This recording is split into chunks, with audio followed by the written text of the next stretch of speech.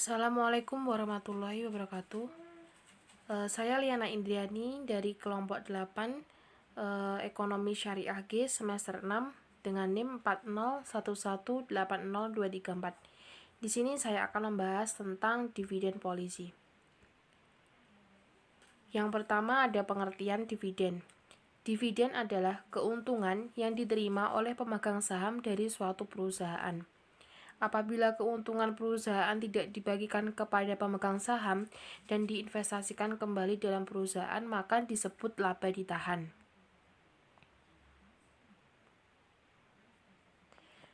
Selanjutnya ada kebijakan pembayaran dividen. Kebijakan dividen ini adalah keputusan apakah laba yang diperoleh perusahaan akan dibagikan kepada pemegang saham sebagai dividen atau akan ditahan dalam bentuk laba ditahan guna pembiayaan investasi di masa yang akan datang. Besarnya dividen yang dibagikan kepada pemegang saham ditentukan dengan persentase yang disebut dividen payout ratio. Dividen payout ratio ini merupakan perbandingan antara dividen yang dibayarkan dengan laba bersih. Semakin tinggi dividen payout ratio akan menguntungkan bagi investor selaku pemegang saham. Sebaliknya akan memperlemah internal finansial perusahaan.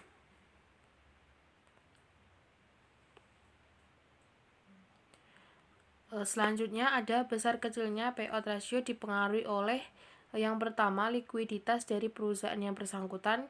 Yang kedua, keperluan dana melunasi hutang. Yang ketiga, investasi yang direncanakan. Yang keempat, pengawasan. Dan yang terakhir, ketentuan dari pemerintah.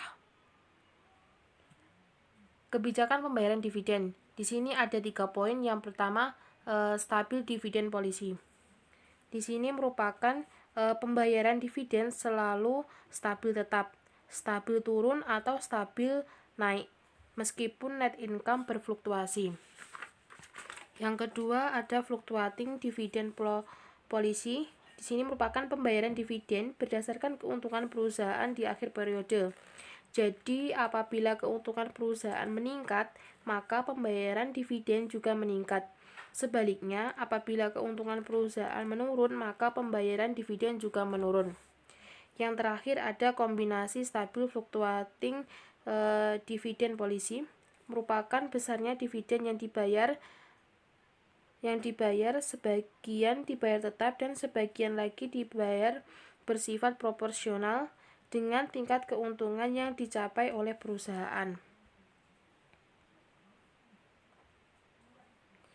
Selanjutnya ada jenis dividen dan perlakuan saham. Di sini ada 4 poin. Yang pertama, stok dividen.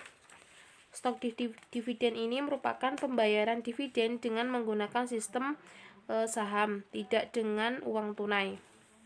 Yang kedua ada stock split. Di sini merupakan pemecahan jumlah lembar saham. Jumlah lembar saham akan meningkat dan diimbangi dengan penurunan nilai nominal saham. Yang ketiga, reverse split.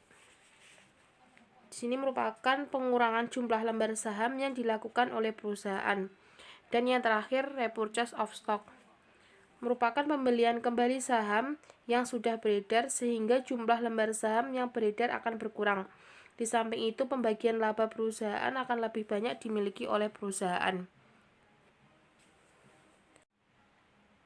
Mungkin cukup itu yang dapat saya sampaikan. Ada kurang lebihnya, saya mohon maaf yang sebesar-besarnya.